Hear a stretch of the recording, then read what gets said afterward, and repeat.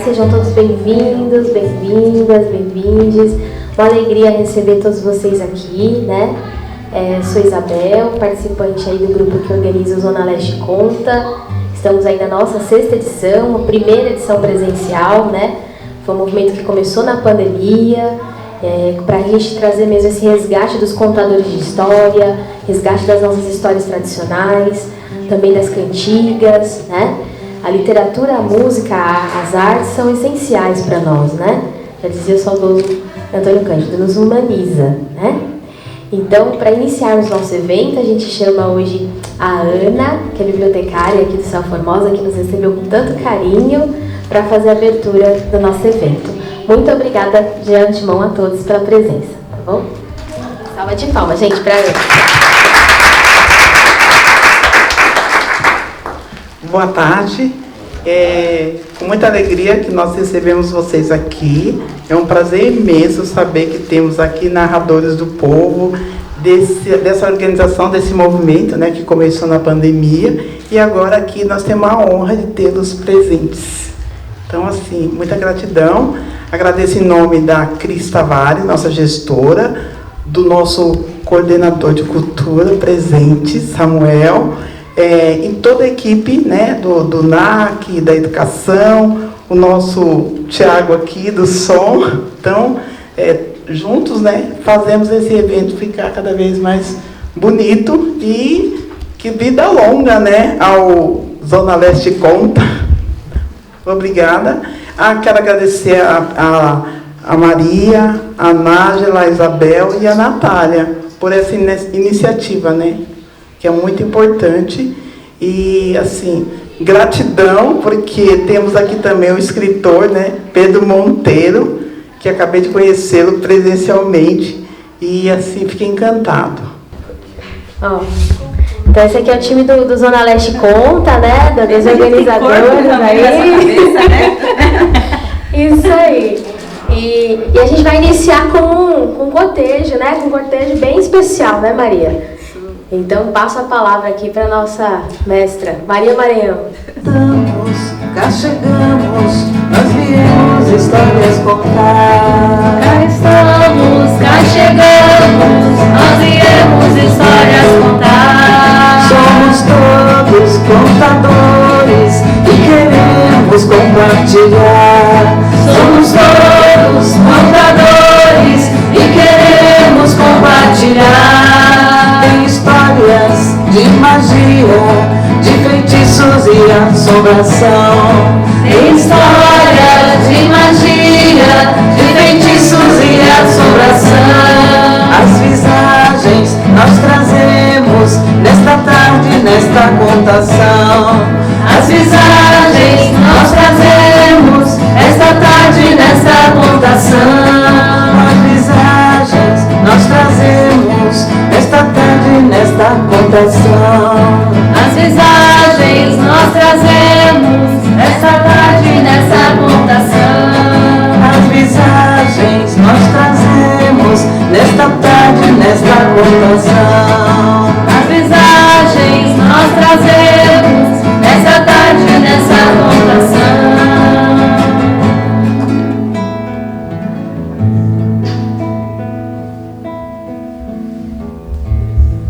E aí a Natália também, aqui todo mundo escreve, né? A Natália exercitou aqui uma paródia. O nosso mote é sempre prepare seu coração. Foi assim desde o princípio. No princípio era o verbo. Prepare seu coração. E, vamos lá, Natália.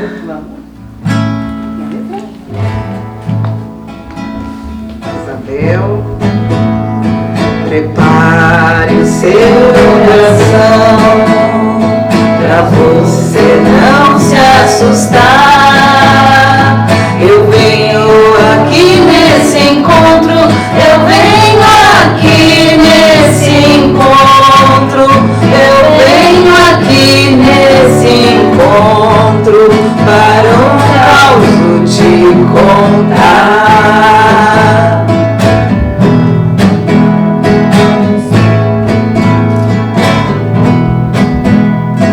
Histórias de assombração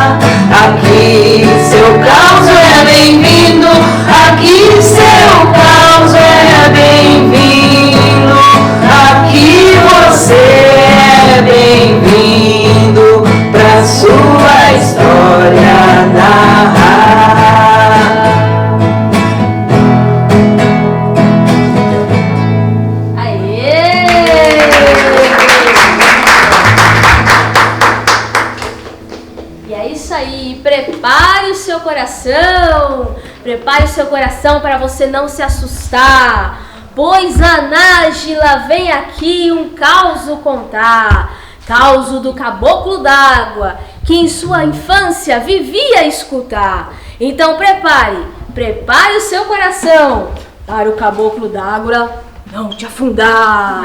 Venha, Nájila, uma salva de palmas! Bom, boa tarde, gente. Geralmente vocês não costumam me ver, porque geralmente eu estou lá nos bastidores, né? Então hoje eu inicio aqui a contação, mas na verdade eu não sou uma contadora de histórias, mas temos aqui a ideia de que as histórias, elas preservam não só a memória da cultura popular, né? Elas também preservam a memória de quem as conta. E essa história especificamente é uma história que meu pai contava.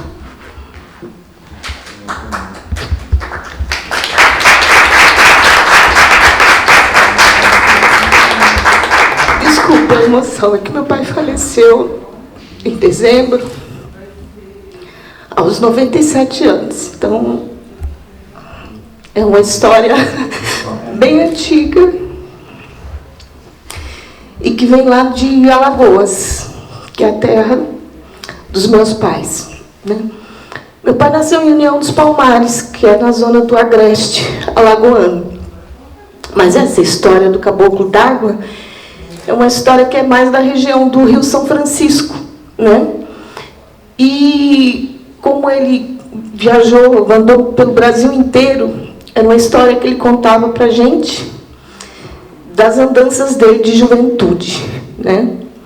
Meu pai sempre gostou muito de caçar e de pescar, coisa de gente da mata, né? E ele contava para a gente o seguinte: a gente sabe que no Rio São Francisco as embarcações costumam ter as carrancas, né? Para quem não conhece, né? Trouxe aqui. São essas carrancas que são colocadas na ponta, né, na proa do barco, que é justamente para afugentar quem? O caboclo d'água, né? O caboclo d'água é uma figura que, segundo dizem, é alguém que pratica suas maldades, que não são bem maldades de verdade, porque, na verdade, ele preserva os peixes e os bichos, né, da região de São Francisco. Então, quando há pescadores, caçadores, ele costuma assustar, tentando virar o barco, fazendo com que os pescadores se assustem, os caçadores se assustem e vão embora, né? E meu pai contava, meu pai era filho de benzendeira, mas ele ficou órfão muito cedo. Talvez por isso ele tivesse uma certa descrença nas coisas de oração, de reza, talvez, né? Uma criança que perde os pais tão cedo, às vezes fica assim. E ele dizia o seguinte, que na Sexta-feira Santa se diz que não se pode fazer quase nada, né? Nem mesmo olhar no espelho, tem que cobrir os espelhos, não pode cantar, não pode nem pentear o cabelo, porque é um dia que a gente tem que ficar triste, não pode ter vaidade, não pode ter nada. Mas ele e os colegas, por insistência, quiseram sair para pescar numa Sexta-feira Santa, né? E não deram ouvido para a crendice, né, para o que se acredita na região, de que se você sai numa noite santa, um dia santo, para fazer o que não se deve, você vai ter que arcar com os resultados disso, né? Pois eles saíram para pescar. Só que no barco, andando pelo rio, né, navegando pelo rio, não aparecia peixe nenhum. E eles ficaram várias horas andando com o barco, tentando pescar, e nada aparecia. Aí alguém falou, isso é coisa, porque hoje é Sexta-feira Santa, é dia santo, vai ver, o caboclo d'água está aí, mandando recado para a gente. E eles, que nada, isso é besteira. Vamos continuar que a gente vai conseguir pescar, tem bastante peixe aqui. E o dia foi passando, anoiteceu, chegou a madrugada e eles nada de pescar, eram teimosos mesmo. Só que aí o que acontece? Conforme eles vão navegando pelo rio, buscando um lugar que tivesse peixes para pescar, aos poucos eles vão avistando, na noite, uma rede, como essa aqui. Só que essa rede, ela estava amarrada, uma ponta em cada margem do rio. E conforme eles navegavam pelas águas, aquela rede nunca chegava. Ninguém falou nada. Cada um deles via a rede, mas não comentava com o colega para não dizer que era medroso, estava com medo do caboclo d'água. E aí ficaram. Navegavam, nada de peixe, e aquela rede naquele lugar, o tempo todo, como se estivesse acompanhando, uma sentinela, né? Pois de tanto esperar, de tanto ver, e o calafrio começar a arrepiar, o que eles fizeram? Alguém teve a coragem de dizer, acho que hoje não dá peixe não, vamos voltar? E voltaram. Assim que eles desceram na margem do rio, um deles perguntou, você viu? E todos responderam, eu vi. E você? Eu vi também. Mas ninguém falou o quê? Essa é a história do caboclo d'água que meu pai contava.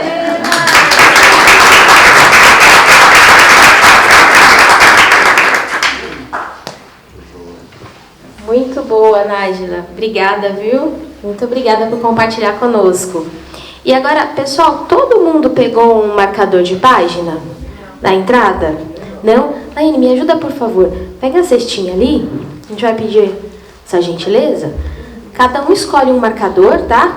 Que agora a gente vai ter aqui uma dinâmica, que é um sorteio, tá? Como a Nájila falou muito bem no começo, todos nós aqui temos muitas histórias para contar, né? E a nossa maneira, somos chamados aí a também contá-las. Então, vou esperar vocês pegarem um pouquinho os marcadores. E a gente vai fazer uma dinâmica aí diferente agora. Caprichem aí na sombragem, hein? Cada marcador tem uma sombragem diferente, hein?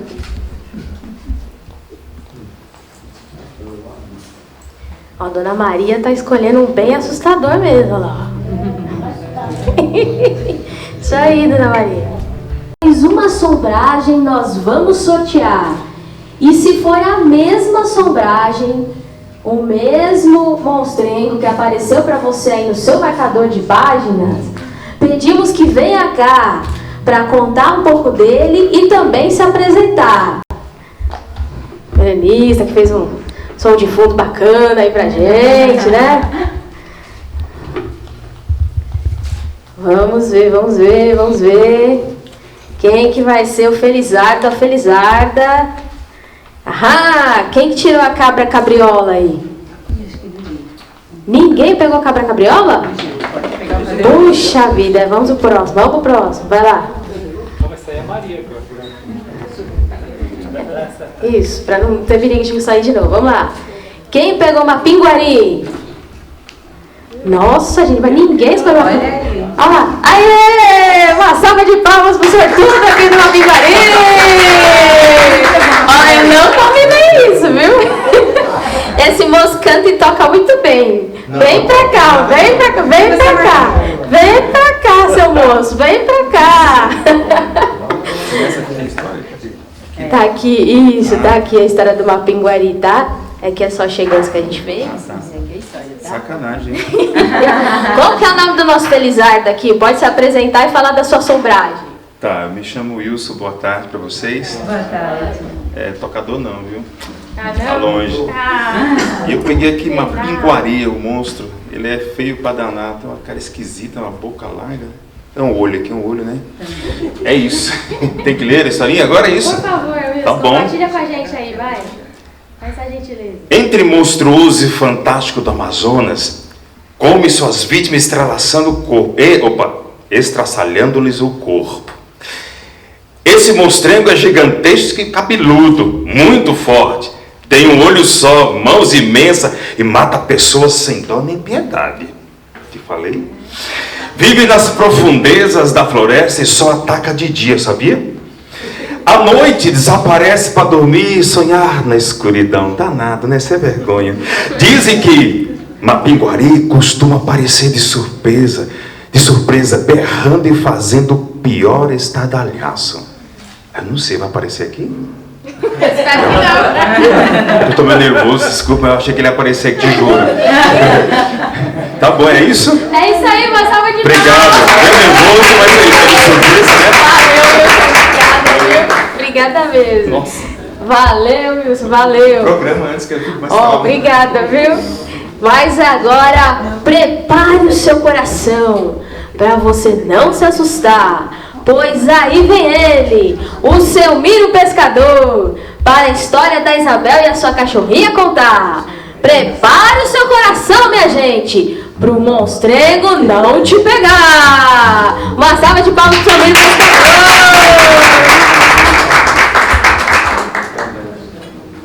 Boa tarde a todos e a todas. Boa tarde. Hoje eu vou contar uma pequena história aí da Isabel e sua cachorrinha Lili, né? As duas eram muito amigas, inseparáveis. E Isabel era uma moça muito bonita, formosa. E tinha um sonho de casar com um rapaz rico e muito cheio de dinheiro, né? Moravam numa casa um pouco afastada da cidade. E ali uma noite muito escura e chuvosa, apareceu próximo à casa de Isabel um barulho que fazia assim. Rap, rap, rap, rap, rap, rap, rap, rap.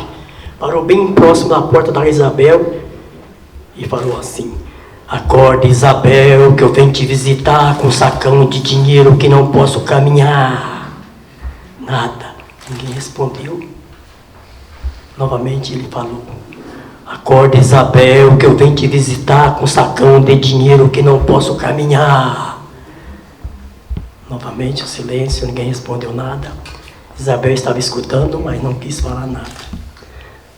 Novamente ele falou: acorde, Isabel, que eu venho te visitar com um sacão de dinheiro que não posso caminhar. Sua cachorrinha, que dormia com ela na cama, levantou, foi até a porta e falou assim: Isabel, Isabel não tá aqui não. Lavou o pé, lavou a mão e foi-se embora. Aí passou aquela noite, Isabel ficou muito furiosa e falou: o que eu vou fazer com essa cachorrinha? Ela está atrapalhando o meu namorado, o meu príncipe encantado vem me ver. Eu vou matar ela. Pegou e matou a cachorrinha e enterrou no pé do batedor. Passou aquele dia e veio a noite, novamente aquela noite muito escura e chuvosa, apareceu novamente aquele barulho próximo à casa da Isabel, que fazia assim, rap, rap, rap, rap, rap, rap. Parou bem em frente à porta da casa da Isabel e falou assim: acorde, Isabel, que eu venho te visitar com um sacão de dinheiro que não posso caminhar. Nada, ninguém respondia. Novamente ele falou: acorde, Isabel, que eu venho te visitar com um sacão de dinheiro que não posso caminhar. Nada, ninguém respondeu. Novamente ele falou: acorde, Isabel, que eu venho te visitar com um sacão de dinheiro que não posso caminhar. A cachorrinha, saiu uma vozinha lá do fundo, respondeu assim: Isabel, Isabel não tá aqui não. Lavou o pé e lavou a mão e foi-se embora. Aí o bichão foi embora. Novamente passou aquela noite, Isabel ficou muito furiosa e brava, né? Falou: o que eu vou fazer com essa cachorrinha? Eu já matei ela, já fiz de tudo. E agora ela ainda continua respondendo, atrapalhando meu namoro, meu príncipe encantado, né? Aí ela falou: eu sei o que eu vou fazer, eu vou pôr fogo em você, eu vou te queimar. Aí queimou a cachorrinha, virou cinza, ela pôs numa latinha e pôs a latinha em cima da estante e deixou lá. Agora eu quero ver. Aí mais uma noite muito escura e chuvosa, novamente apareceu aquele barulho próximo à casa da Isabel. Rap, rap, rap, rap, rap, rap, rap. bem em frente à porta da Isabel, parou novamente e falou assim: acorda, Isabel, que eu venho te visitar com sacão de dinheiro que não posso caminhar. Nada. Isabel estava escutando, mas não quis responder. Novamente ele falou: acorda, Isabel, que eu venho te visitar com sacão de dinheiro que não posso caminhar. Nada. Mais uma vez ele respondeu: acorda, Isabel, que eu venho te visitar com sacão de dinheiro que não posso caminhar. Aquele silêncio total, saiu aquela vozinha de novo, lá perto da estante: Isabel não tá aqui não, lavou pé, lavou mão e foi-se embora. Aí o bichão foi embora. Passou aquela noite, Isabel ficou muito furiosa, mais brava ainda. Aí falou: o que eu vou fazer com essa cachorrinha que eu já matei, já pus fogo, já queimei, virou cinza. Mesmo assim ela está respondendo. Pegou e falou: já sei o que eu vou fazer, eu vou jogar só de cinza no mar, na água, no rio. Aí pegou, no outro dia pegou a cinza, foi lá no rio, despejou a cinza no rio, na água corrente, jogou até a latinha junto e foi embora. Falou: agora eu quero ver se ela vai me atrapalhar mais. Isabel se arrumou todinha, né, perfumou todinho para preparar para a próxima noite. E chegou a próxima noite, novamente aquela noite escura, chuvosa, apareceu de novo aquele barulho próximo à sua casa, que fazia assim: rap, rap, rap, rap, rap, rap, rap, rap. Chegou bem em frente à porta da casa da Isabel e falou assim: acorda, Isabel, que eu venho te visitar com sacão de dinheiro que não posso caminhar. Nada, ninguém respondeu. Novamente ele falou: acorda, Isabel, que eu venho te visitar com sacão de dinheiro que não posso caminhar. Nada, ninguém respondeu. Mais uma vez ele falou: acorda, Isabel, que eu venho te visitar com sacão de dinheiro que não posso caminhar. Nada, aquele silêncio. Aí o bichão foi, quebrou a porta, entrou para dentro. Isabel estava em cima da cama esperando ele. Ele abraçou Isabel. A Isabel falou assim para ele: para que esse bração? Ele falou: para te abraçar. Para que essa mãozona? Para te mãozar. Para que esse pezão? Para te empesar. Para que esse pernão? Para te empernar. Para que esse barrigão? Para te embarrigar. Para que esse narizão? Para te narizar. Para que esses olhão? Para te olhar. Para que esse bocão? Para te embocar. Aí o bichão comeu a Isabel. E aí é o fim da história da Isabel, essa cachorrinha.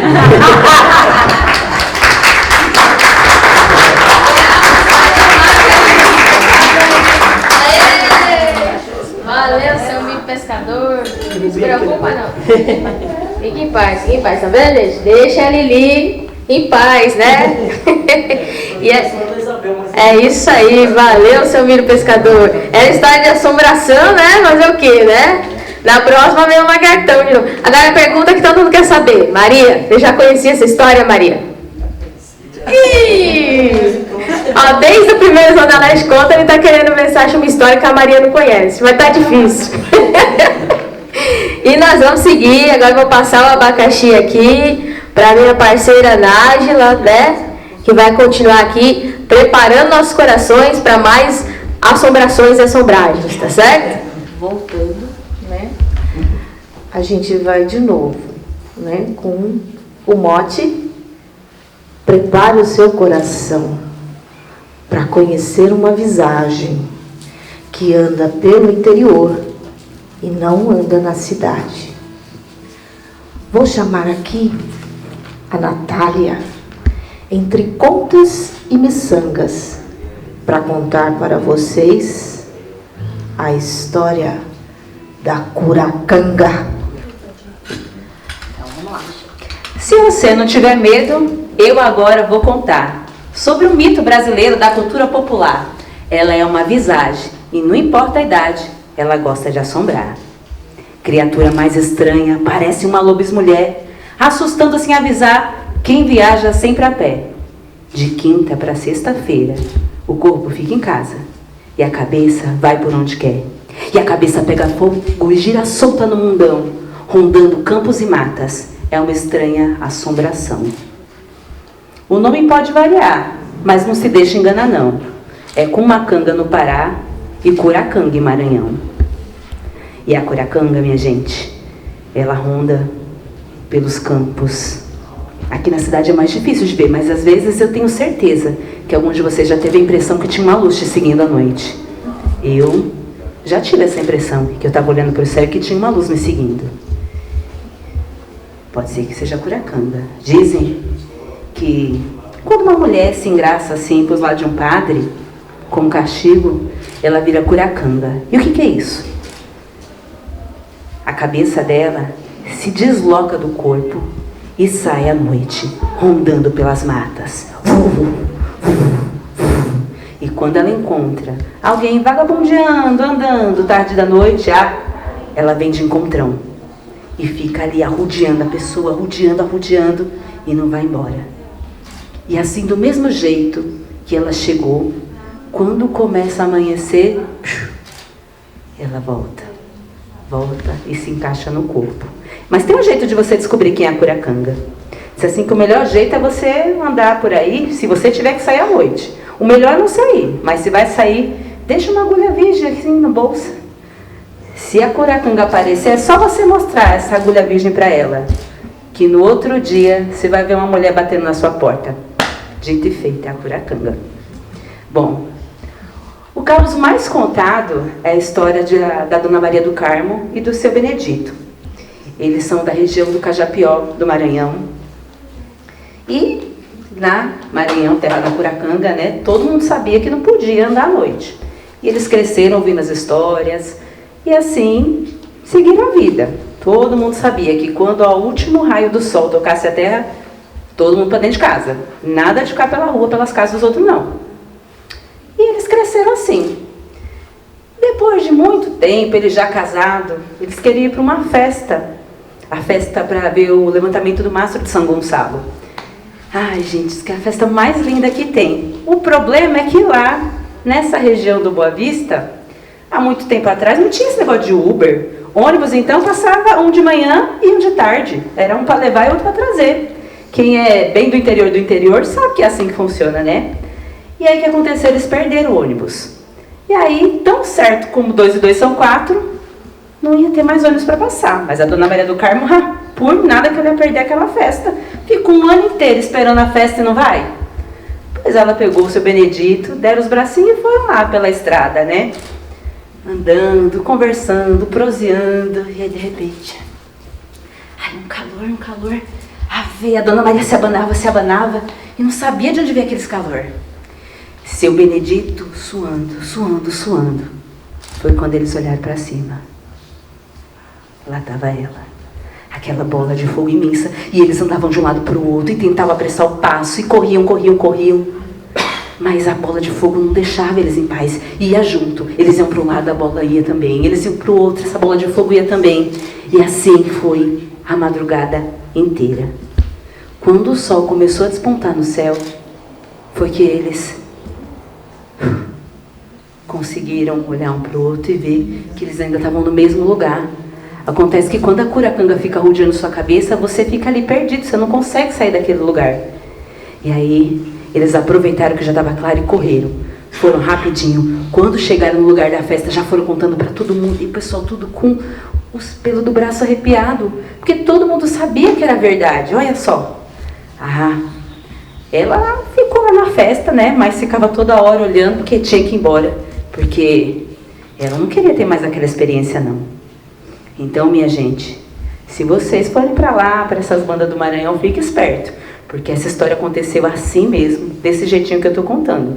E eu sei disso porque a Dona Maria do Carmo e o seu Benedito contaram para os filhos dele. E uma das filhas dele, olha só, teve o privilégio de ser uma das minhas mestras aqui. Contou para mim essa história e agora eu conto para vocês. Então, agora, por enquanto, a gente pode ficar tranquilo por aqui. Mas se a gente vê que vai escurecer, já sabe, né? Vamos embora para a gente não encontrar a curacanga.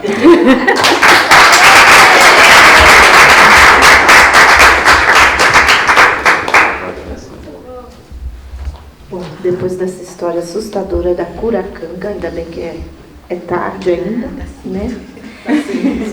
A gente gostaria de falar para vocês que os marcadores de página, eles vão ficar ali. E ao final do encontro, vocês podem escolher o monstrengo que vocês mais apreciarem para pegar e conhecer a história, tá?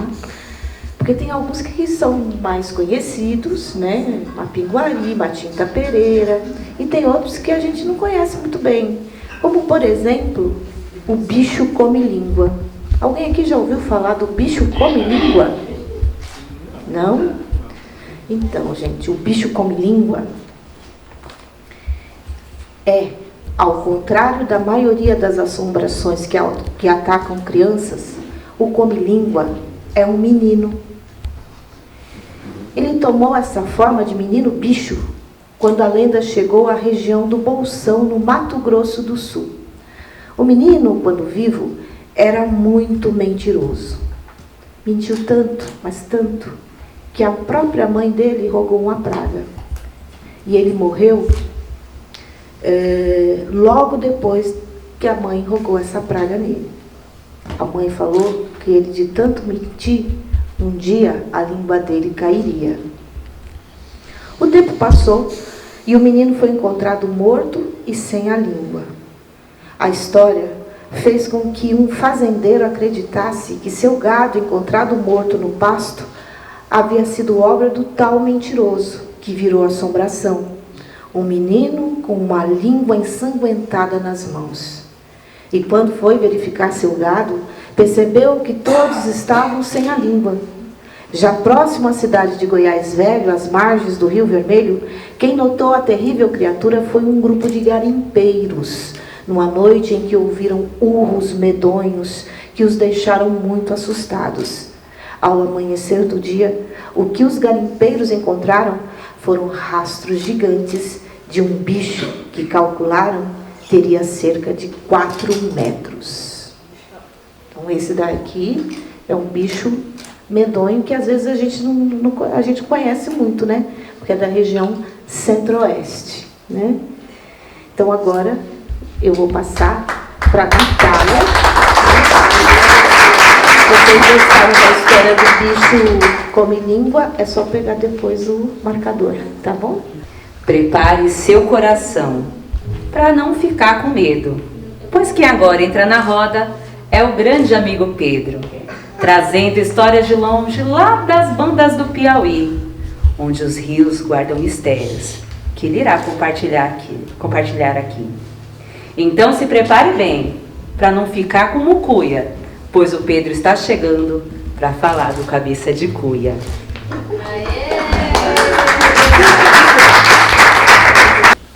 Eu tinha combinado com a Maria para ela ler. Eu não tinha entendido a dinâmica aqui, não é? Pelo jeito eu vou ter que contar história, é isso?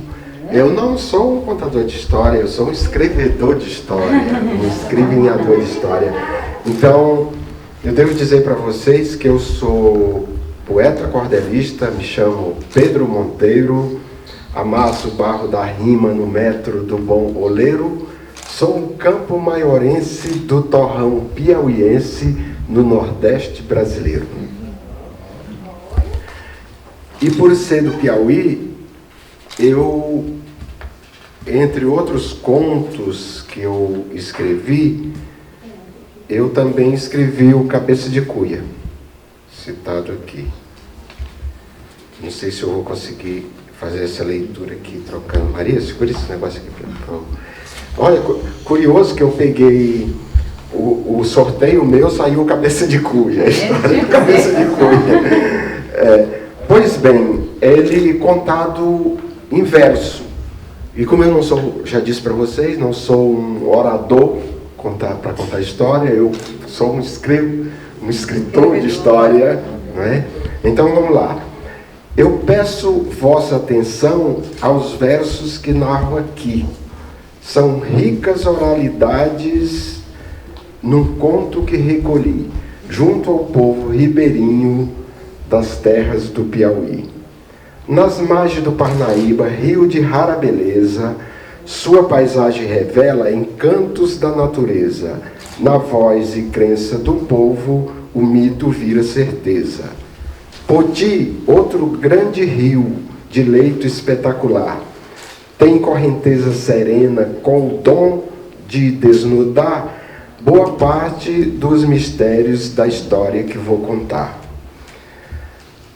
Há no encontro dessas águas, além do deslumbramento, na foz destes dois gigantes, vê-se com estranhamento um monstro representado através de um monumento. A arte do monumento retrata o jovem Crispim, que a mãe o amaldiçoou por um presságio ruim, como cabeça de cuia foi este seu triste fim. Diz a lenda que Crispim, depois que seu pai morreu, morava com sua mãe. Da pesca sobreviveu, pois era o ofício do pai e o único que ele aprendeu. Seu pai também lhe dizia: meu filho, evite deslizes. Se nossa vida é uma escola, seremos sim aprendizes. A sabedoria é porta para momentos felizes.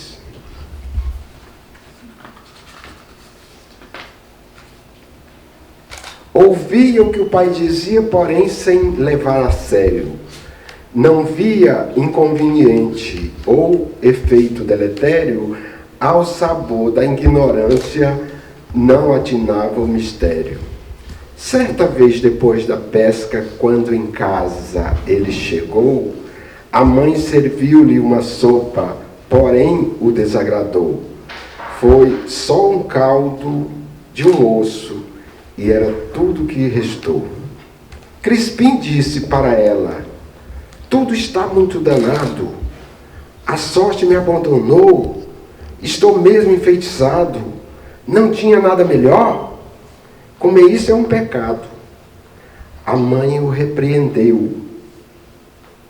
Você não tem o direito de me fazer exigência como se fosse perfeito. Além de não trazer nada, ainda bota defeito? Crispim, com o grande osso que estava em sua mão, sacudiu na matriarca com um brusco sopetão. Já quase desfalecida, a pobre caiu no chão. Suas últimas palavras ela proferiu assim: por agir de forma rude, sem piedade de mim, o seu futuro terá a maldição como fim. Como já era meio-dia, os anjos disseram amém. Uma peitica cantou, logo em seguida um vem-vem. Depois, um rasga-mortalha marcou presença também. Com o seu trinar sombrio, um vento forte adentrou através de uma janela e um mau agouro lançou, até o seu santo de guarda caiu no chão e quebrou.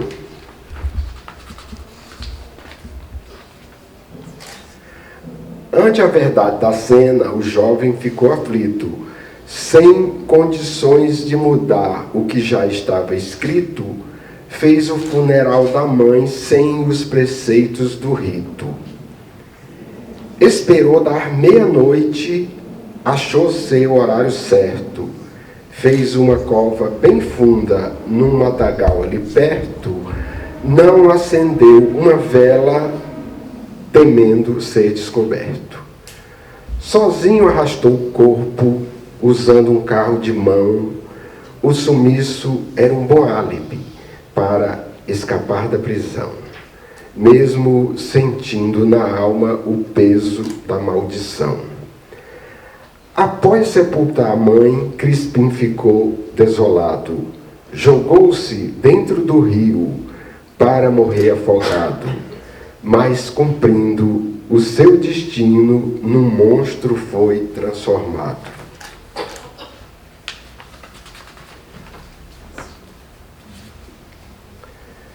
Suas pernas afinaram, sua cabeça cresceu, ficando igual uma cuia. Seu olhar entristeceu, como parte do infortúnio da praga que recebeu. Era prenúncio também de que ele ainda haveria de molestar 7 virgens, todas de nome Maria, assim bem mais odiado por esse feito seria. Agora sentenciado, morando dentro do rio, conter o impulso do mal é seu grande desafio, quando lhe vem à cabeça pensamentos doentios. Ao sentir uma mulher da margem se aproximar, sai em estado de êxtase, na ânsia de festejar, pensando ser sua mãe vindo para lhe perdoar. Mas piora o desatino ante esse mal entendido. Aumenta sua revolta como se fosse agredido. O peso da maldição o deixa mais ofendido. Assim ele dissemina grande terror por ali. Sempre que emerge das águas e vaga feito um zumbi, aprisiona donzelas utilizando um jequi. Com a notícia corrente muito além do povoado, desse pervertido solto, querendo ser saciado, as mocinhas devem ter o cuidado redobrado. Quem tiver filhas Marias jamais pode vacilar. Orientar é a ordem, para não facilitar, indo aos rios lavar roupas em busca d'água ou pescar. Não usar decote grande, pôr uma flor no cabelo. Quem quiser andar segura, é necessário esse zelo, pois ao aumentar a linha, se desenrola o novelo. Há várias informações conjura de sensatez, que os rios são encantados, e o monstro, por sua vez, já molestou 4 virgens, ainda faltam mais 3. Enfim, meu caro leitor, eu quero dizer de pronto, se acaso acrescentei algo à narrativa do conto, é parte do meu ofício, pois quem conta aumenta um ponto. Aqui termina essa história sobre a saga de Crispim. Adianto aos mais afoitos, não queiram cobrar de mim veracidade dos fatos, pois só sei que foi assim.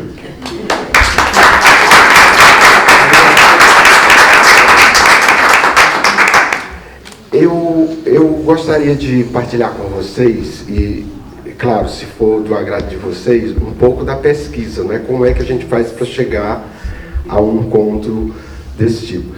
Eu escrevo muitas lendas indígenas, mas também de outras etnias, de outras temáticas. E dá trabalho, porque não é uma coisa fácil assim, você pega na internet alguma coisa e vai escrevendo, né?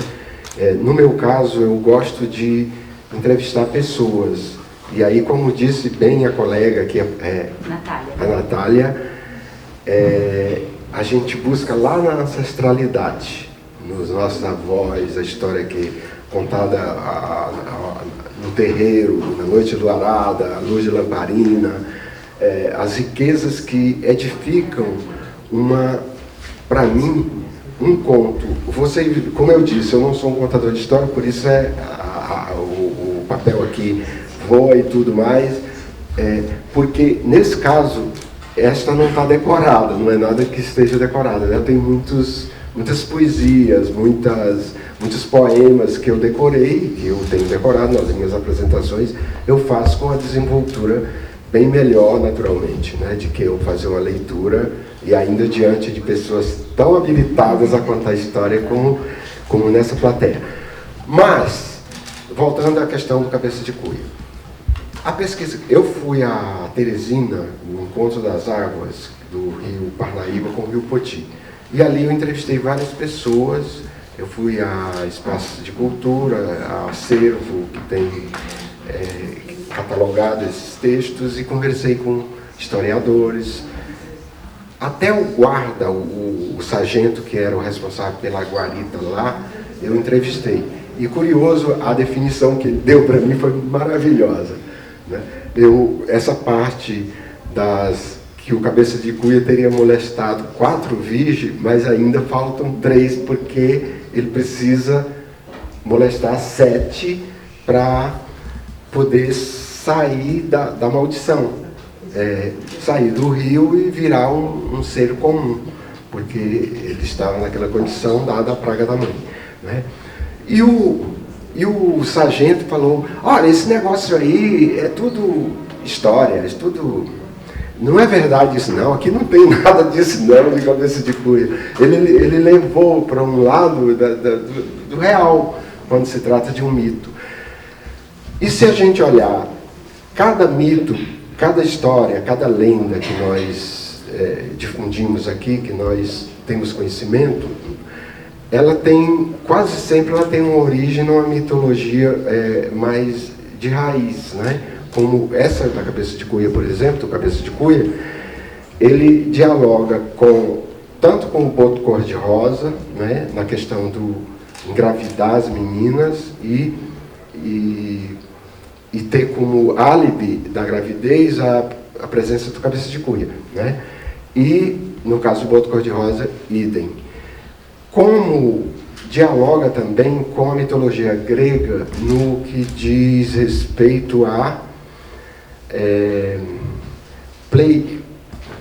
as Pleiades e a Pleiane, que é a mãe das Pleiades, estariam elas andando na Beócia quando de repente aparece um caçador com o seu cão, e esse caçador seria um molestador também, ou pelo menos oferecia perigo, e que seria Órion, né?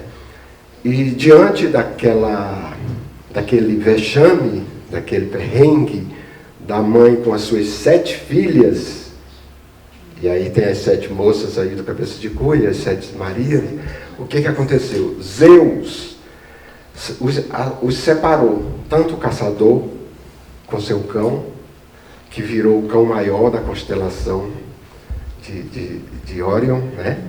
E o próprio Órion, que está lá na constelação onde está as 3 Marias, naturalmente uma referência às 3 que ainda estavam virgem, né? E a outra parte foi para a constelação de Taurus, ou de Touro, que é onde está o 7 estrelas, né? Outra referência às 7, né? Então, essas lendas que aparecem no nosso meio, trazidas pelos portugueses e outros, que é um pouco do que eu disse aqui no final do texto. Quem conta aumenta um ponto, acrescenta alguma coisa, e aí, o que vale em tudo isso é a imaginação. E que essa imaginação nos dá nos traz uma verdade da condição humana. Nós somos isso, né? Há um pouco de crueldade em cada um de nós, há um pouco de amor, há muito amor, espero, né? Sempre, até vencendo o ódio, porque os dias de hoje está super complicado, né? E enquanto houver humano capaz de se emocionar, as lendas vão ter importância. Então, da minha parte, era isso que eu queria dizer, partilhar aqui com vocês. Se tiver alguma pergunta que seja interessante, eu me coloco à disposição. Pedro, e esse mito lá no Piauí, como é que ele está representado lá? Então, ele tem algumas versões, como sempre, né? Agora, lá eu digo assim, o Piauí tem esse lado. Alguém adquiriu aqui, eu tenho ali alguns folhetos, alguém adquiriu a história de Maria dos Prazeres. Quando essa história surgiu, que Maria dos Prazeres, a escrava, estaria fazendo milagre, imediatamente construíram um memorial, um uma grande capela, uma cobertura e colocar lá um pouco da história. Então o Piauí tem muito disso, o povo piauiense. Então o Cabeça de Cuia, a exemplo de Esperança Garcia, que é a história da negra, essa aqui que é a Maria dos Prazeres, né? Está no folheto a história. E o Cabeça de Cuia tem um grande monumento com as virgens lá, tudo feito de cimento, não sei se não é cimento, aquele material poroso, um tipo de pedra-sabão porosa, não sei como é que chama. Só sei que é muito vistoso o monumento e é muito bem frequentado. E aqui no começo do texto eu digo, né, representado no monumento, no encontro das águas do rio Parnaíba com o rio Poti. Os encontros de água sempre desperta muito na imaginação dos ribeirinhos, porque as águas vêm de regiões diferentes, com coloração e componentes diferentes, que demoram a se misturar, caminham por um tempo separadas. Lá não é tanto quanto o Rio Negro com os Solimões, lá na região amazônica, que eu escrevi ali a lenda de Iara, que ela é ambientada na foz do Rio Solimões com o Rio Negro, né? E bastante diferente o ambiente e, naturalmente, a história também, que é uma lenda indígena. E esta é uma lenda ribeirinho, né? Mas aí, concluindo, o Cabeça de Cuia, ele é muito difundido, Maria, sendo que uma professora que fez um doutorado agora na universidade, na Federal de lá, esqueci o nome dela, parece que é Célia alguma coisa, ela alterou, atenuando para ficar para criança, isso tem um lado bom e tem um lado que não agrada, porque desfigura um pouco o sentido, não é? A essência da história. Por exemplo, eu reescrevi uma lenda, que acho que eu tenho ela ali também, que chama A História do Boi Encantado. A História do Boi Encantado, ela é uma lenda, na verdade ela é o taumaturgo, o Búfalo das Planícies. Eu fiz uma versão para a lenda do Boi Encantado, trazendo para a realidade brasileira. Ela é uma lenda... tá aqui, ó. Ela é a história do Boi Encantado. Ela é ambientada na costa sudoeste de Moçambique com Angola, né, na África. E é uma história muito interessante que eu pedi a uma professora que chama Fátima Bezerra, parece que é Fátima Bezerra, se não me engano. O negócio é rápido. Segura esse aqui. Agora vai. Aqui. Só o nome da mulher. Fátima Vasconcelos.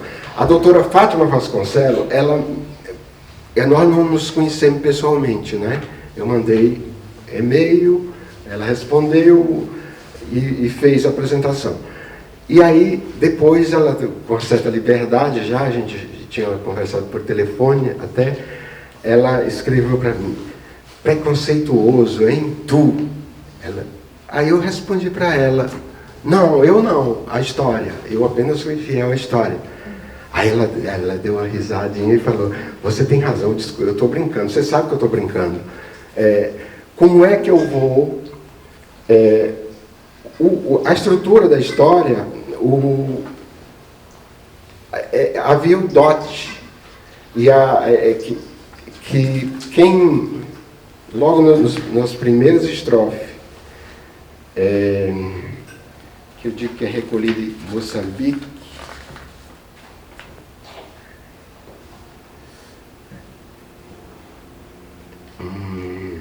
aqui, ó.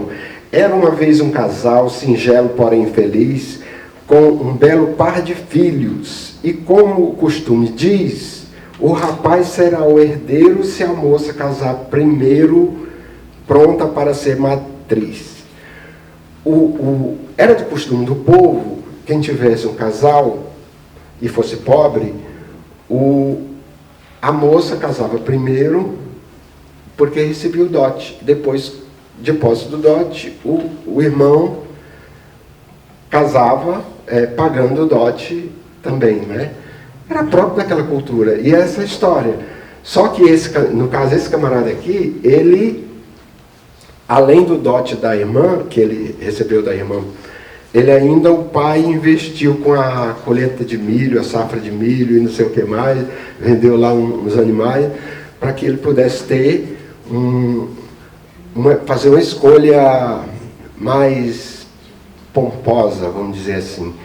E ele acabou saindo do meio da comunidade e indo fazer esse casamento, que na verdade é negociar esse casamento muito distante.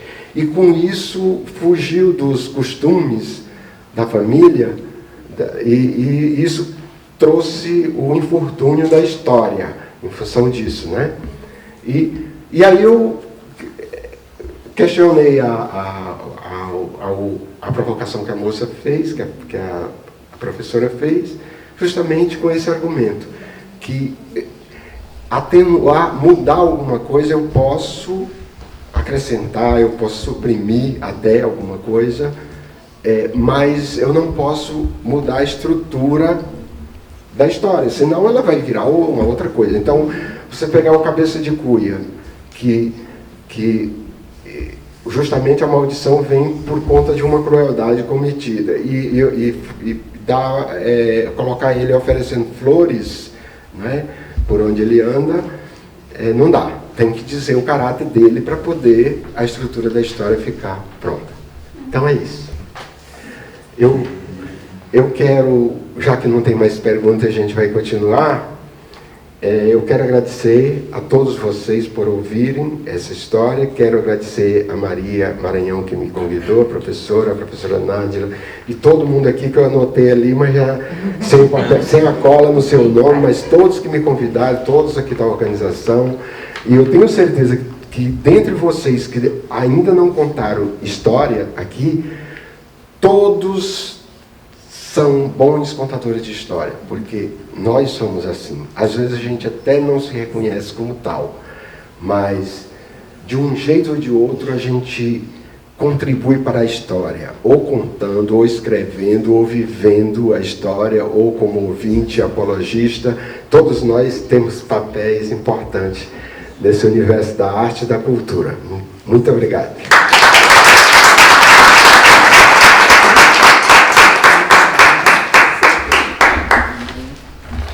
Obrigada, Pedro. E o Pedro não vai embora, tá, gente? Ele vai ficar aqui com a gente até o final.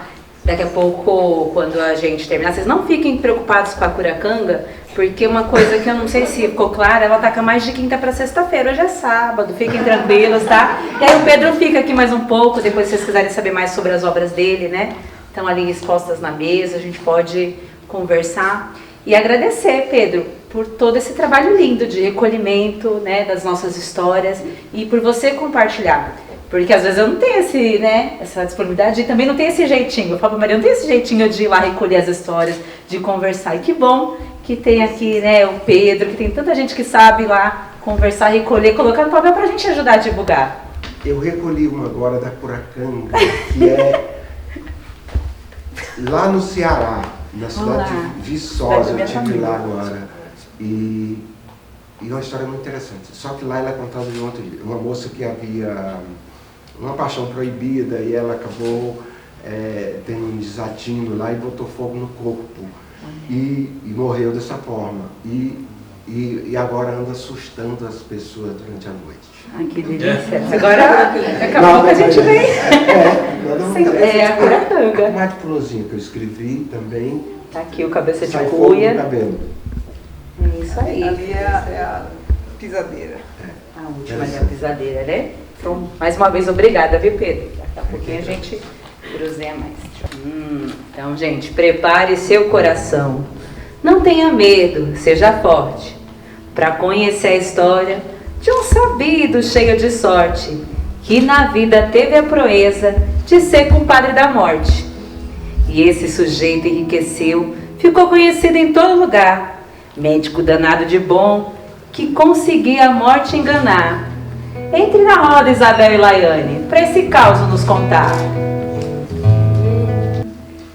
Era uma vez, há muito, muito tempo atrás, uma cidadezinha lá do interior, afastada de tudo e de todos. Havia uma família muito pobre, mas muito pobrezinha mesmo, e que tinha apenas 20 filhos. Quando nasceu o 20º menino, o pai saiu desesperado. Ai, pelo amor de Deus, você aceita ser meu compadre? Você aceita ser meu compadre? Ah, meu Deus. Ah, pelo amor de Deus, você aceita ser minha comadre? Ah, meu Deus. Ele não achava compadre e comadre de jeito nenhum. Procurou na cidade toda que era assim, desse tamanho, e nada. Tava voltando pra casa, passando por uma encruzilhada que tinha lá perto. Já era de noite, noite de lua cheia. E foi lá que ele viu quem? Ela! A morte. Desesperado, desatinado, a única coisa que ele sabia perguntar era: quem você me comadre, Dona Morte? Tá bom então, né? É isso que a vida é. Dona Morte aceitou. E o povo não acreditou. E digo mais, a Dona Morte já chegou oferecendo até presente. Meu presente pra você é esse jaleco. Agora, a partir de agora você vai ser um médico. E toda vez que eu estiver no pé da cama de um paciente, significa que não tem mais jeito, ele vai morrer. Agora, se eu estiver na cabeceira, dá uma aguinha, um chá, ele vai sobreviver. Você consegue. Obrigada, Dona Morte, obrigada, viu? Obrigada. Vai com Deus. Ou com o diabo, não sei. Vai com Deus que é melhor. Vai com Deus que é melhor. Ah, agora eu sou doutor. Vamos testar isso, vamos lá. Vamos lá. E ele foi pela cidade inteira, saiu procurando doente. E começou a fazer exatamente como a Dona Morte tinha me pedido. Chegando na casa do coitado, se a Dona Morte estava no pé da cama, sinto muito. E comendo o caixão, que esse aí, ó, não passa de hoje. Agora, se ele visse a Dona Morte na cabeceira, já tem a solução do problema. Pega lá umas folhinhas de alecrim, deixa eu ver, 3 folhinhas de hortelã, um alho amassado, um limão, isso pra ficar um pouquinho amargo, né? Tá bom, tá ótimo, pode dar que ele vai ficar bom. Mande ver. E assim ia. E a sua fama se espalhou. Se espalhou tanto que o rei, quando teve o filho doente, não hesitou. Chamou. Manda chamar aquele médico lá. Agora eu quero ver se ele é bom mesmo. Ele vai ter que curar meu filho, o príncipe principesco. E aí ele falou, e agora? Meu Deus do céu. Tomara que a comadre esteja na cabeceira da cama. Tomara. Ele foi. Chegou lá, encontrou a comadre dele, aonde, gente? Nos pés da cama do príncipe, isso aí, seu amigo pescador já sabe tudo. E aí ele, agora, meu Deus do céu, eu ia ganhar uma bufunfa desse rei, salvando a vida desse príncipe principesco. Eu tenho que fazer alguma coisa. Ai, meu Deus do céu, o que eu faço? E aí ele falou, já sei. Olha, gente, faz o seguinte, pro príncipe melhorar, vamos inverter a posição dele aqui, vamos mudar essa cama, tem que arejar, tem que respirar melhor. A cabeça dele tem que ficar pra cá, entendeu? Traga a cabeceira pra cá, entendeu? Os pés pra lá. Vocês vão ver, ele vai melhorar rapidinho. E rapidinho melhorou mesmo. Porque com a troca, a morte foi parar onde, gente, da cama? Na cabeceira, ele trocou. Ela tava nos pés, mas foi parar na cabeceira. E rapidinho o príncipe se curou. E quem é que se danou nessa história? Não acredito, eu poderia ter levado aquela vida. A morte que saiu no prejuízo. Enganou a Dona Morte. Mas será que ele não vai ficar na mão com essa história? O tempo passou e uma bela noite, eis que batem na porta do famoso médico, conhecido pela cidade por salvar e acertar sempre diagnósticos. Pode entrar! Eita, nós! Comadre! bem, comadre? Eita, tudo bem, comadre? Velho amigo, como você tá? Tá bem, comadre. Ah, faz tempo que eu não te vejo. Meio velhinho, né? Mas o que você acha de ir lá me visitar? Você nunca foi lá na minha casa durante todos esses anos? É, né? A Casa da Morte, ô lugar bonito, pai. Tá bom, vamos, comadre, ó. Mas só você me prometer que você me traz de volta, tá? Tá bom, eu prometo, né? Eu prometo. Todo mundo ouviu, né? Todo mundo. Ó, testemunha, né, comadre? Vamos lá pra sua casa. Vamos lá. Ai, meu Deus do céu. Ô, passeio bonito. Bonito. Ô, dona Morte, mas quanta vela, hein, dona Morte? A senhora não pagou a luz, né? Tô sabendo. Nossa, quanta vela. Olha que casa bonita. Ô, dona Morte, me diz uma coisa. Pra que tudo isso de vela, dona Morte? Essas são as velas da vida. Elas representam o quanto a pessoa ainda vai viver e o quanto ela já vai morrer. Ah, tá. Então me fala uma coisa. A vela da Maria Maranhão tá bem acesa aí, né? Pelo amor de Deus, né? A minha amiga. Ela ainda tá bem grande. Ah, tá, minha amiga. Não quero que não. Pelo amor de Deus, ó. Se for apagar, você arruma uma chaminha aí pra não apagar. De jeito nenhum, hein? Pelo amor de Deus. Tá bem grande. Tá, deixa eu ver. Ó, essas velhinhas tão bonitas, hein? Ó, que beleza. Oxi. Ô, dona Martinha, que é essa vela aqui apagadinha que tá nessa caveirinha aqui? De quem que é essa velhinha, coitada? Pois então, é sua. É minha! Sua. Eu trouxe aqui esta noite, pois ela já está se apagando. Mas como você me fez prometer que te levaria de volta pra casa, irei levar você pra casa e você irá morrer lá. Ah, dona Morte, não fala isso, dona. Eu tô tão moço ainda, dona Morte. Ainda tem que viver muitos anos, dona Morte. Já passou do tempo, amigo. Tá bom, vamos lá, né, dona Morte? Vamos lá. Fazer o quê, né? E foi pra casa do homem de volta, né? Chegando lá, de fato, ele já tava no seu leito, com seus amigos, todos chorando, triste, porque o coitado ia partir logo. E aí ele pensou, e teve mais uma ideia.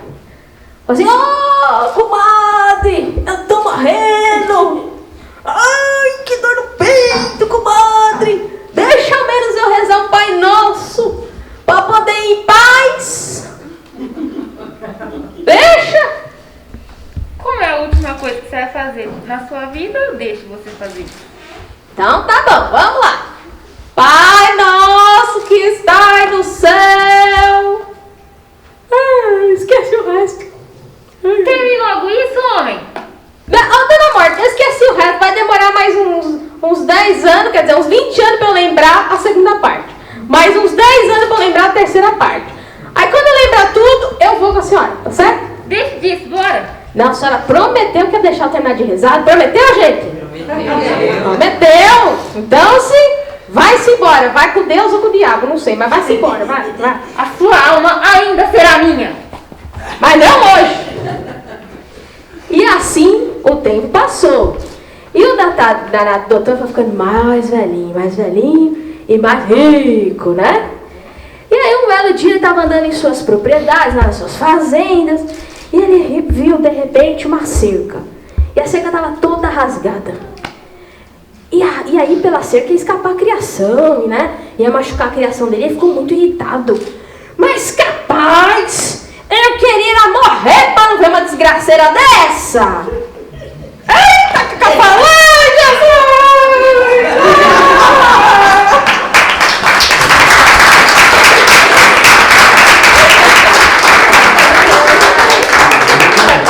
Vamos ver lá ele um pouquinho, tira a máscara aí, vai. Olha, esse doutorzinho, viu? Enganou umas 2 vezes, mais 3 já é demais, né, gente? Olha lá ele, minha aluna, né? Minha parceira de caminhada literária. Obrigada, viu, gente? Obrigada. Obrigada, Nájila. Nájila, não, obrigada, Isabel. Obrigada, Laiane. Tô olhando pra Nájila. Que história boa, hein? Vamos continuar, que tem mais. Então, galera, prepare seu coração. Prepare o bucho também, pois o ser que chega agora adora quem come bem e dorme despreocupado sem saber que ela vem. Visagem seca e magra, de nariz grande cada unhão, pisadeira é o nome dela, e quem a encontra não dorme bem não. Pra contar que história é essa, entra na roda Maria Maranhão. Prepare seu coração e vamos visitar as terras lá do Maranhão. Pois é, essa história vem de longe. Quem me contou não está mais aqui. E eu não estava lá, mas foi assim que eu ouvi, é assim que eu vou contar. E essa visagem que ela aparece ali, né, com essas unhas imensas, essa cor esverdeada, o cabelo desgrenhado. Visagem porque lá no Nordeste a gente chama de visagem a assombração, né? Então a assombração é uma visagem, né? E as pessoas vão contando de boca em boca quem já viu. E no caso, essa história aconteceu com um menino chamado José Campos. O José era um menino espivitado, serelepe, desses meninos que vivem aprontando o tempo todo. Aprontou desde o nascimento.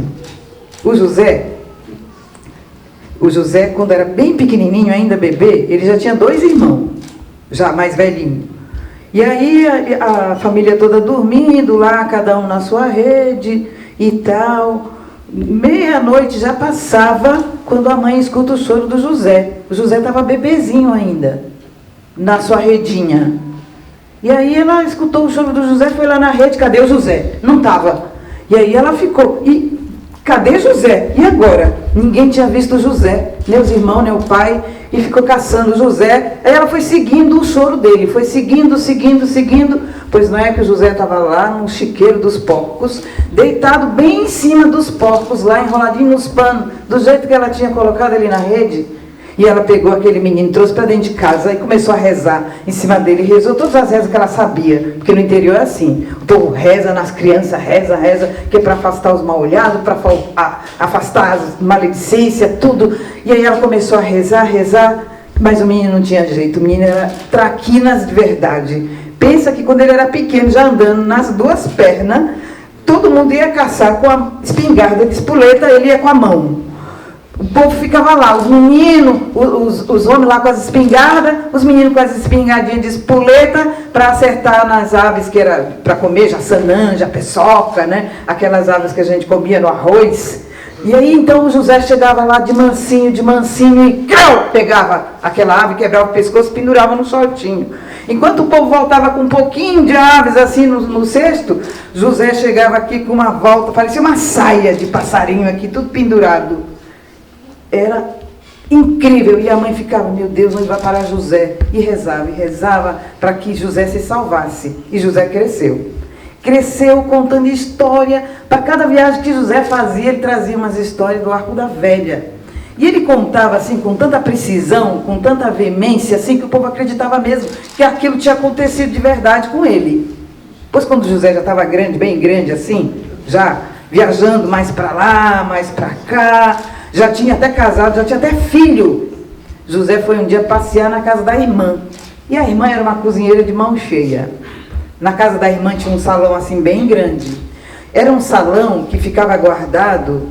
Esse salão era onde o marido da irmã dele guardava a roda gigante, né, do jogo do bicho. Que o jogo do bicho hoje é tudo eletrônico. Mas antigamente era uma roda bem grande, com todos os bichos lá pintados assim, tinha que girar, né, aquela roda para ver onde ia parar no bicho que ia dar, né? E aí, nesse salão grande aqui, ficava guardado todo esse material do jogo do bicho. E o cunhado dele também era dançador de Bumba Meu Boi. Então lá ficava o boi, ficava todas aquelas fantasias, né, aquelas roupas, canutilho, né, o chapéu do dançarino, do boi, ficava tudo ali. E ficava assim, de noite ficava um lugar meio assombrado, assim. E era ali que ficavam as visitas para dormir, era só armar a rede.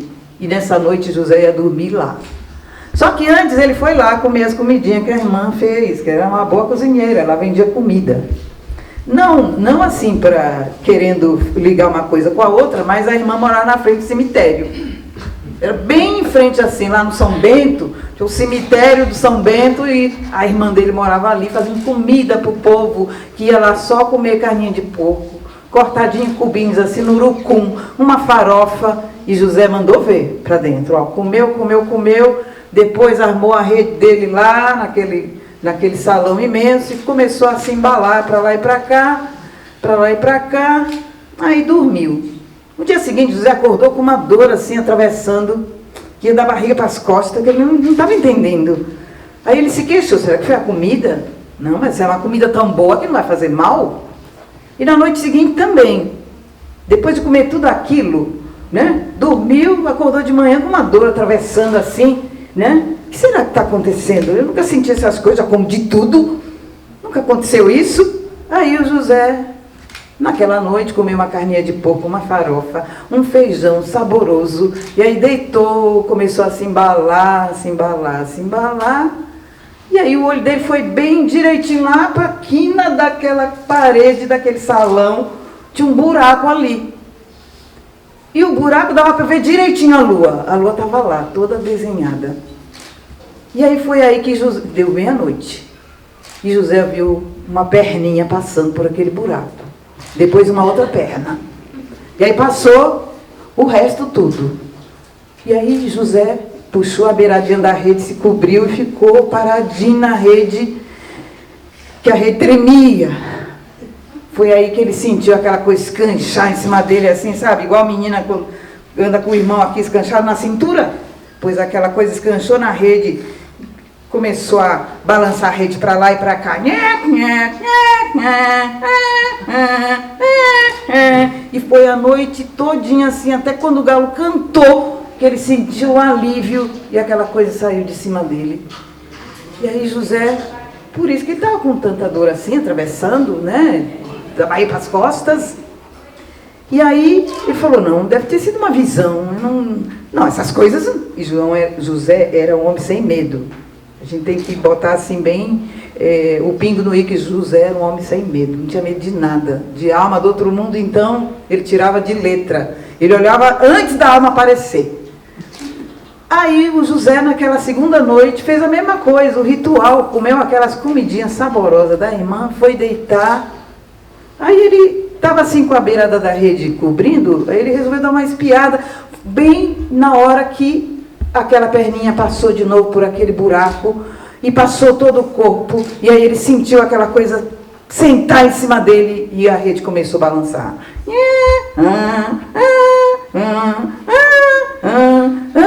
O galo cantou e aquilo saiu de cima, ele sentiu aquele alívio.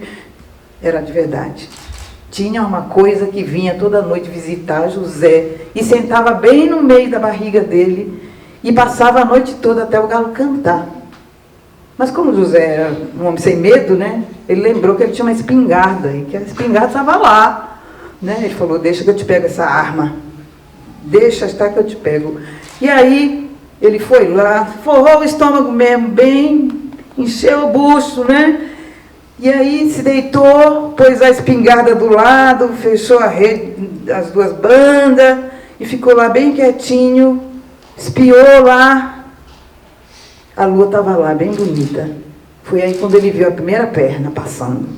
Depois a segunda perna. Depois passou tudo. Ele viu até quando a cabeça passou assim, pela luz da lua, deu para ver aquele coco redondo.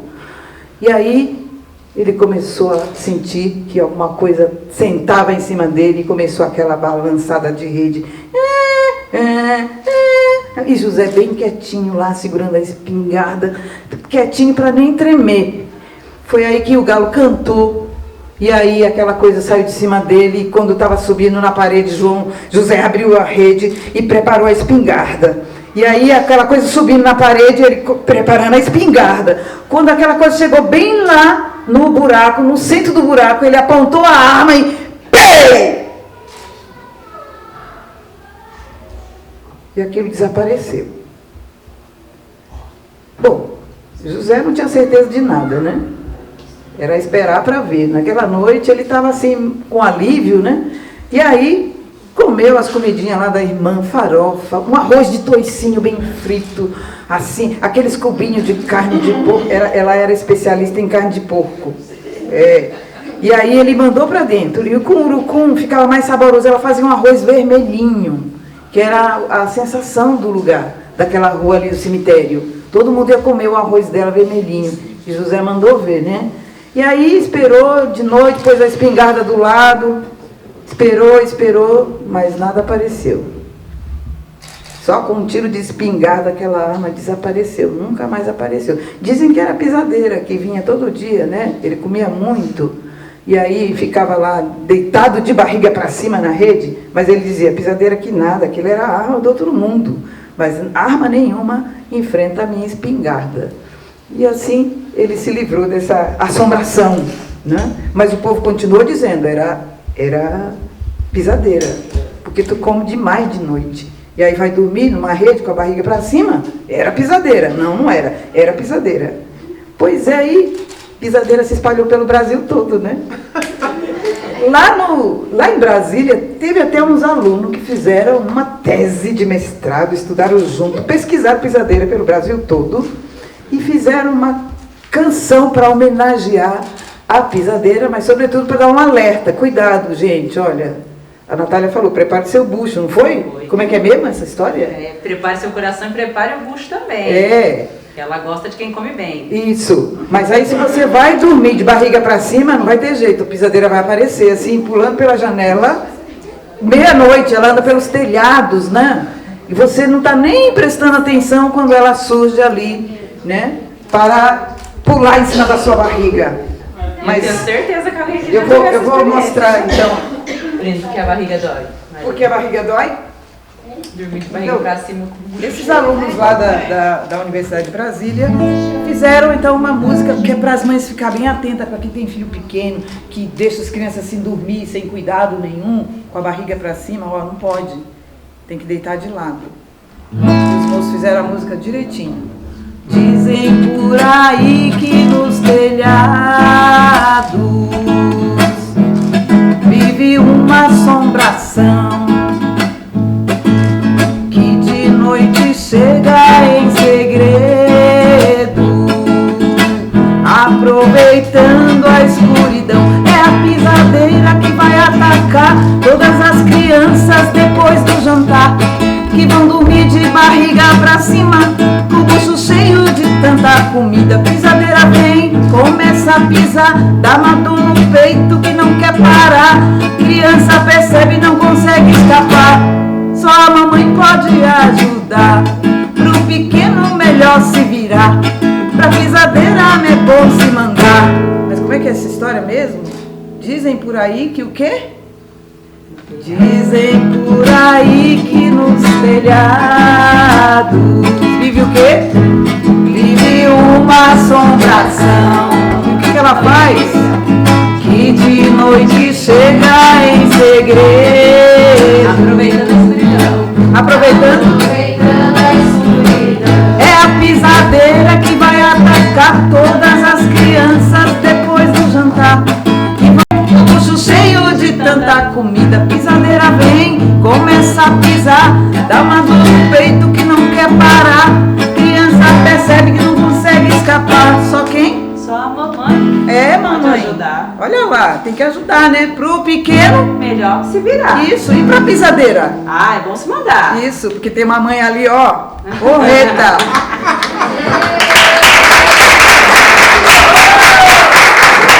Pois é, gente. Como é que foi essa tarde para vocês? Como é que foi sentir esse friozinho que vai da ponta do dedão do pé até o fio do cabelo? Muito bom. A tarde foi boa, agora a noite não teve.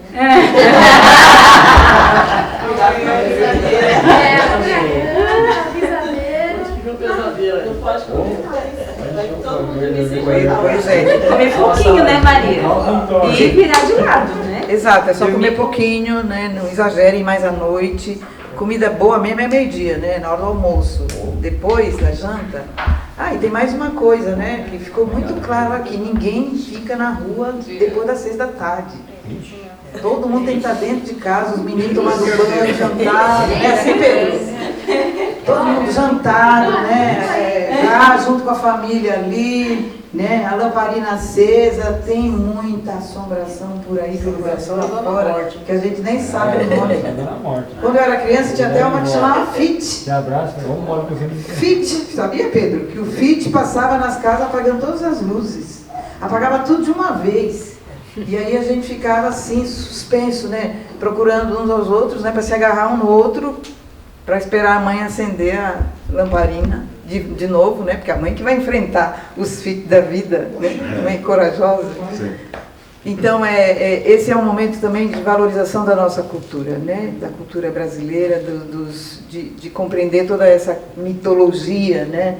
Que existe. Não é para a gente ficar fazendo, colocando dúvidas, né? Nas histórias, ou consertando as histórias, arrumando as músicas. A gente tem que primeiro conhecer, né? Conhecer e perceber que valores são esses, né? Que estão presentes aí nessa diversidade, nessa imensidão que é o Brasil. E que culturas que ajudaram, que vieram distante, né, de lugares distantes, para formar, então, esse imaginário, né, brasileiro, esse pensamento, essa mitologia, toda essa riqueza que é nacional, né? Então, eu costumo dizer que nada de Halloween.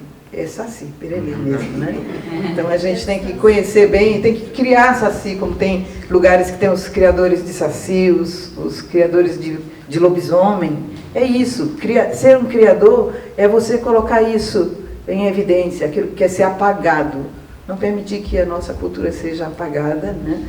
Por uma forma talvez não muito boa, uma boa compreensão, né, daquilo que tem um valor, né, cultural, um valor identitário também, porque isso é a identidade nossa também, né? Mas eu quero chamar minhas companheiras aqui, né, para, nesse momento... Acho que é isso, vocês me botaram aqui no fim, pensando em escapar. E agradecer tudo isso, né? Porque, na verdade, o que a gente quer é abrir a Boca da Leste primeiro. Abrir a Boca da Leste. A gente começou na pandemia, esse é o primeiro encontro presencial. E abrir a Boca da Leste foi assim, entre as janelinhas. De janela em janela foi chegando crianças, gente mais velha. Chegou seu Miro contando histórias que é da minha infância, né? Foi chegando outras vozes, chegaram pessoas... a gente queria abrir a Boca da Leste, mas chegou, eu falava que a Leste é do Oiapoque ao Chuí, porque tinha gente do Ceará, Pará, né, de Brasília, gente de Porto Alegre, e gente da Zona Sul, da Zona Norte, da Zona Oeste e a Zona Leste. Então, a Zona Leste é grande, é do Oiapoque ao Chuí.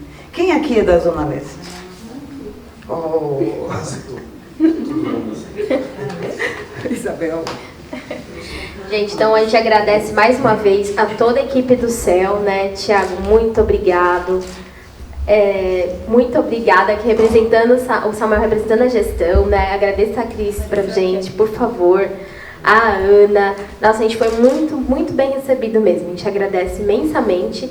E a todos vocês que puderam vir, que a gente sabe que é tão corrido, né? E é importante a gente ter esse tempo para nossa escuta, né? Para nossa voz, para nossa cultura, né? E a gente espera poder continuar, né? No segundo semestre a gente vai fazer uma outra edição presencial também. A gente vai reforçar aí na divulgação antes, para a gente ter mais gente presente com a gente, né? Porque é uma forma da gente resistir, né? Resistir, como disse a Maria, na preservação da nossa cultura, da nossa arte, das nossas histórias, né? Tá bom? Então, muito, muito obrigada, viu, gente? Obrigada mesmo. Aí, uma coisa importante, galera do Transformar. Esse grupo maravilhoso aqui, que tá fazendo todo esse trabalhão de registrar, depois a gente vai colocar no nosso canal, eles vão colocar no canal deles, parceiros de longa datas aí, né? É um coletivo muito bacana. Quem quiser depois entrar em contato, né? Dá pra deixar o Instagram também, coloca Grupo Transformar, né, Cecília? Transformar Produções, a gente já vai colocar os registros. Isso, ó. Transformar Produções, que dá também para convidar os meninos para cobrir eventos, estão fazendo documentários, tem um trabalho muito legal aí com o audiovisual. Muito obrigada, viu, gente? Deixa eu perguntar uma coisa, rapidinho. Esse é o primeiro encontro? Presencial. Nasceu na pandemia? Isso, tá. começou... Quanto a pandemia produziu de cultura, de arte? É isso? Por que eu estou dizendo isso? Porque nós participamos de um encontro chamado Perifanálise, lá na periferia de São Mateus, e psicanalista, foi o primeiro encontro, era online, e nasceu na pandemia. Então é interessante pensar sobre isso, que a pandemia também produziu coisas ruins, obviamente, mas nasceu trabalhos como estes, né, de cultura, cultura, de arte e também de análise, como o pessoal ali da Periferanálise ali em São Mateus. Interessante se pensar sobre isso. Com certeza. É interessante que assim, esse encontro, na verdade, é um sonho, né? Que houve muitas vezes tentativas de acontecer, mas só aconteceu na pandemia porque a gente estava distante, né? E também estava com os horários um tanto flexíveis, né? E aí foi esse caminho também. Mas essa intenção já existia antes da pandemia. Sim. E também precisando ocupar a mente com coisas boas, né? Que foi todo esse resgate, porque todos nós aqui que sobrevivemos a essa pandemia, a gente sabe que foi muito difícil ficar trancado dentro de casa. Então foi esse tempo da gente também fazer uma pausa, respirar e começar a resgatar aquilo que a gente, as histórias que a gente ouvia quando criança, né? Começar a procurar outras formas de tornar aquele encontro possível, já que não podíamos ir uma na casa da outra, né? A gente não podia se encontrar. Como que a gente pode fazer isso agora? E foi muito bom ver as pessoas chegando e contando histórias, né? Foi muito bom mesmo, né? Está sendo muito bom. Crianças, tem uma poesia escrita em homenagem aos contadores de histórias da Leste, feito por crianças, né? Muito legal. Natália? Também quero agradecer a todos que estão aqui presentes, que permaneceram aqui nessa tarde com a gente, né?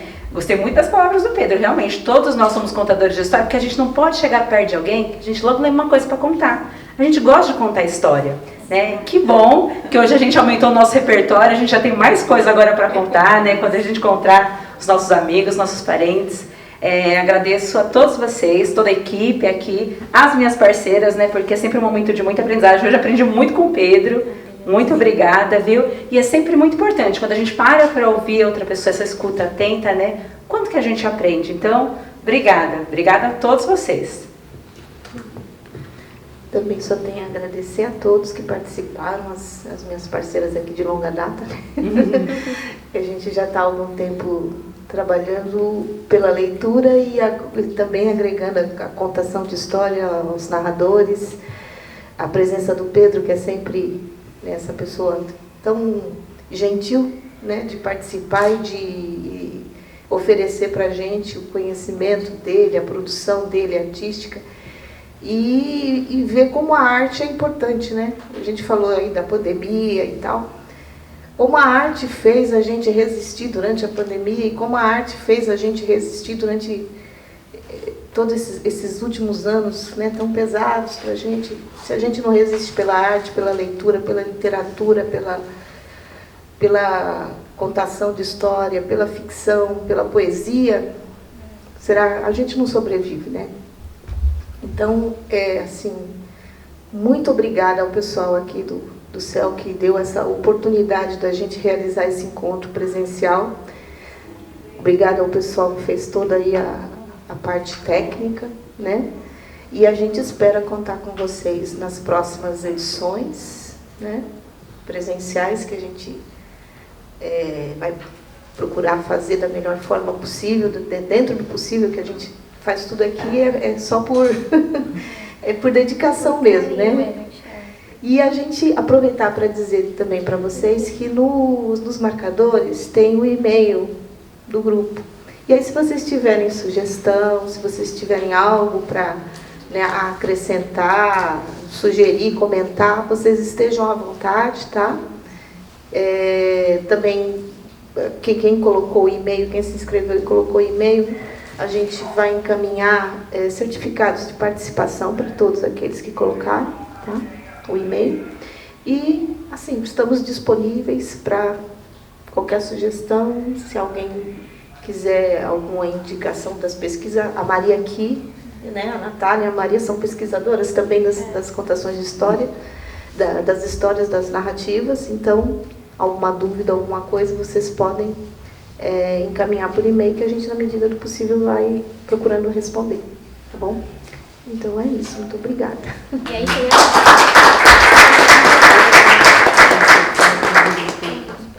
sim. Mais uma coisinha. O Pedro, com toda a gentileza dele, trouxe aqui os cordéis, as produções dele, né? O Pedro está produzindo desde 2009.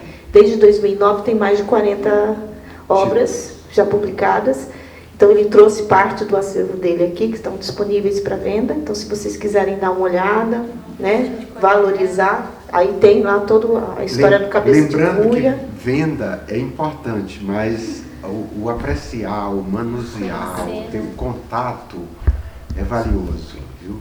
É uma oportunidade. O trabalho que eu faço é voltado às narrações de lendas, mitos, eu sou muito apegado a isso. E no tocante a esse clima tão ruim que a gente passou aí nos últimos 2, 3 anos de pandemia e tudo, a dizer que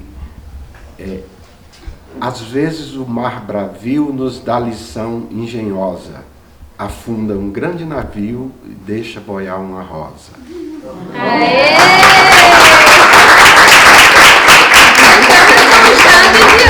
Isso aí.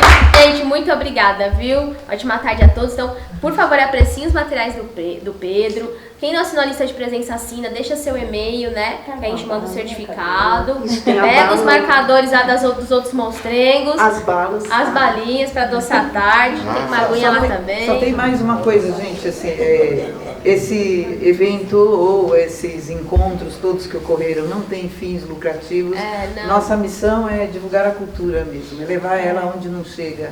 É abrir a boca da leste, como a gente falou no início, né? Então, o que a gente ganha de bônus são as parcerias, né? As portas que se abrem agora, por ser presencial, e todas as janelas que se abriram também, né? Para ver esses encontros. As pessoas que aceitaram ser convidadas, assim como o Pedro, mesmo durante a pandemia. Então, tudo isso foi que constituiu esse aporte, né, de valores, né? Que é um bem, eu diria que assim como todos os bens culturais são bens imateriais, não tem preço, né? E a gente quer falar que a Cris vem aqui também, porque ela abriu essa porta, inaugurou a biblioteca aqui com a gente. Foi tão solícita.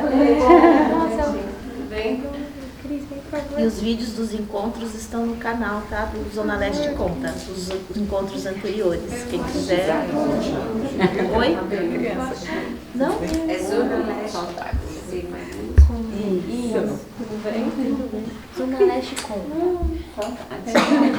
Boa tarde a todos e a todas. Cheguei, só pude pegar um pedacinho só, mas é bom que fique com esse gostinho de quero mais.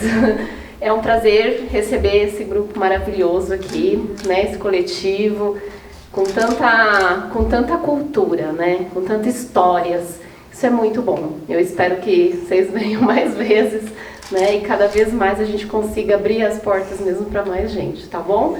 É um prazer mesmo recebê-los. Parabéns pelo trabalho, parabéns a todos vocês. Muito gostoso de estar aqui. Pena que eu não pude aproveitar mais. Vai ter outro. Obrigada, Cris. Quero uma fotinha. Uma salva de palmas para a Cris.